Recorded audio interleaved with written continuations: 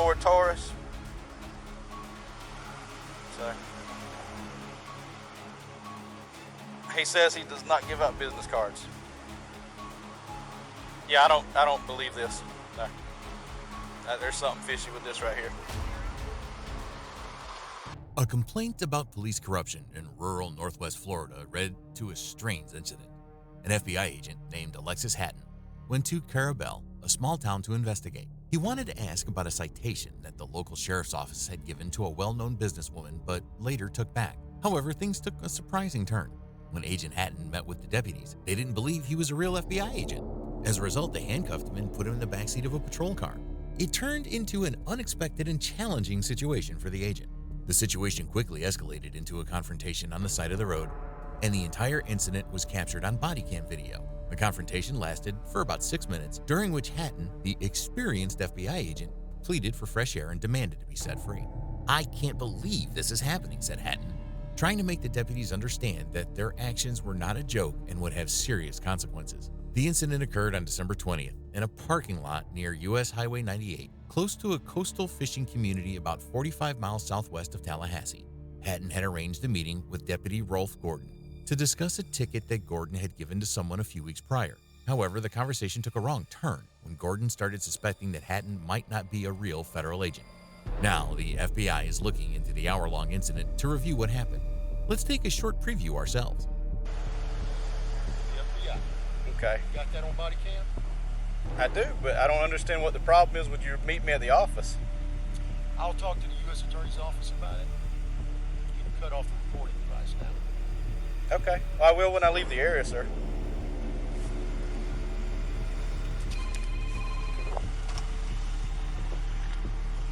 Hey, TJ, this guy is telling me to turn my body camera off and telling me he's going to contact other people to get involved with this. Let me get his tag number real quick. It's going to be LKST57. LKST57. 33 Franklin, 1065 Florida 28.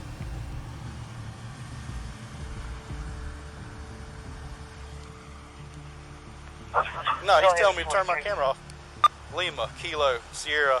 The FBI agent's vehicle had license plates that didn't match what the deputies were expecting from a government agency. When they checked his driver's license, they found that his name appeared on a list of suspected terrorists, as revealed by the body cam footage and Sheriff A.J. Smith in a later interview. Franklin, does that come back to any government agency? This is easy to come by. It just advises Advanced Wiring Company. Do you work for a wiring company? Further. It's a covert vehicle, sir. Okay. I do feel like I'm being detained. Am I being detained? Am I being detained? You're the one who called me here, sir. How did you get my phone number? I can't give you that information. I ain't saying he can't tell me how he got my information.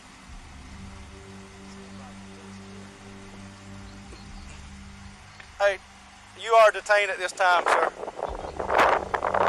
This incident had been circulating among the local politicians in Franklin County, and it came to public attention when the Tallahassee Democrat obtained the body cam footage, police reports, and other documents through a public records request. The obtained records revealed information about the FBI's usually secretive activities. Recently, the FBI has been investigating cases of public corruption in North Florida, resulting in several government officials, including former Tallahassee City Commissioner Scott Maddox, pleading guilty. The records also showed that the FBI has been interested in the sheriff's office, but it's not clear if it's related to more than just a traffic ticket. Sheriff A.J. Smith, who is running for re-election, believes that his opponents probably complained to the FBI to gain political advantage in an election year. Sheriff A.J. Smith believes that his opponents may have informed the FBI about alleged corruption or wrongdoing within his office, which he strongly denies. However, he is not aware of any wider investigation involving his office by federal authorities. The FBI, as usual, did not provide any confirmation or denial of an ongoing investigation. Take my weapon off, okay? 26 Franklin. I'm not going to put you in cuffs. Putting the narrative for this call. Where's That it at? subject he's got detained, Okay. I've got my claiming to weapon be on a my right. federal agent. You do got, is it on, do I have permission to take it off? No, you don't have Okay, just hang tight right here. I'm not cuffing you. I'm not cuffing you. But you're being very uncooperative with me You asked me to come up here. You called my personal cell phone number. You can't tell me how you got it. Your vehicle is coming back to a wiring company, not the It's FBI. a covert vehicle. Okay. Would you like to see some registration? You get mad at me because I turned my body camera on. Would you like to see some registration? And you know a lot of stuff about me. Would you like to see the registration, sir? I don't really want anything from you at this point. My supervisor's on the way. Excellent. You have identification? I surely do. I showed it to him. Would you like to see it, sir? That's fine. You don't have to keep your hands up. I'm just trying to figure out what's going on. Out here. I don't want to be shot either. The incident raised concerns about potential conflicts between law enforcement agencies. The confrontation between Agent Hatton and Deputy Gordon could have escalated further, possibly endangering the officers. At one point, Hatton, feeling vulnerable, raised his hands in surrender and hesitated to lower them even when instructed by the deputy. "I don't want to get shot here," said Hatton, expressing his fear during the tense standoff. Both Agent Hatton and Deputy Gordon expressed concern during the standoff, with Gordon stating, "I don't want to be shot either." James Dooley, a retired New York City police captain and professor, commented on the incident, saying it could have unintentionally led to blue-on-blue violence, where law enforcement officers accidentally harm each other due to mistaken identity or lack of immediate recognition. The FBI declined to provide detailed comments, but mentioned that they are looking into the situation. They emphasized their commitment to working closely with law enforcement partners, including the Franklin County Sheriff's Office, to strengthen their relationship and ensure the safety and security of the community. Agent Hatton traveled to Carabel to inquire about a traffic ticket that Deputy Gordon had given to a prominent local businesswoman for leaving the scene of a December 3rd car accident. Although the FBI isn't typically involved in traffic matters, this particular ticket raised suspicions. The driver who received the ticket complained to Sheriff Smith, who then requested an internal review.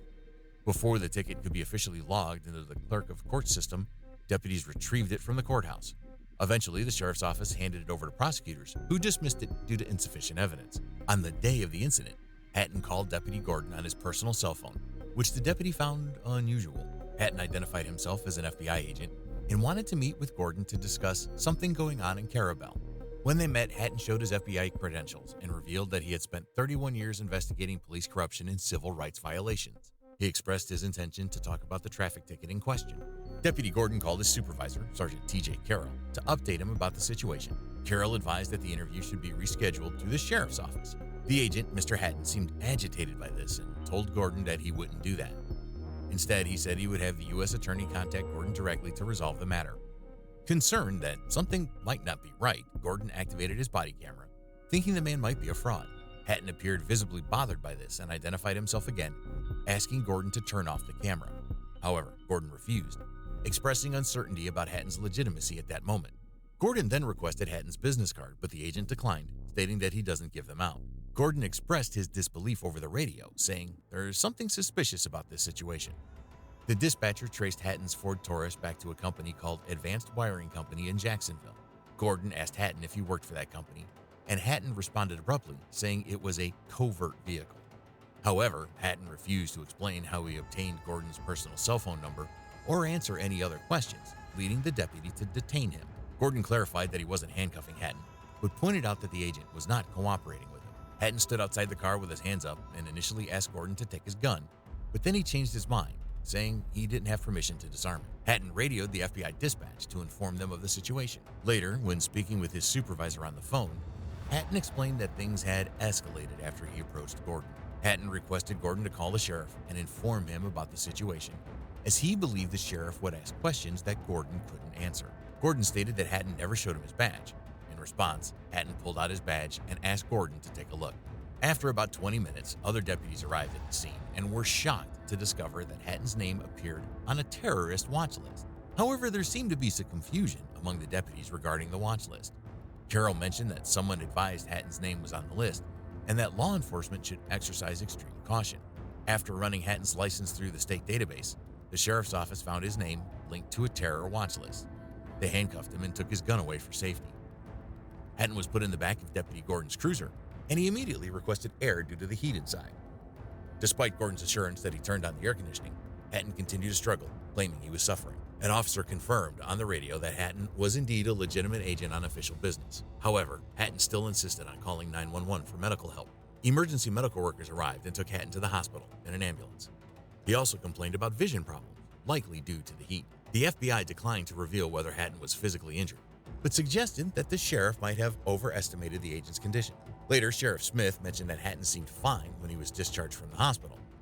However, the FBI emphasized that only the patient and the medical provider know the true condition of the patient and can disclose that information.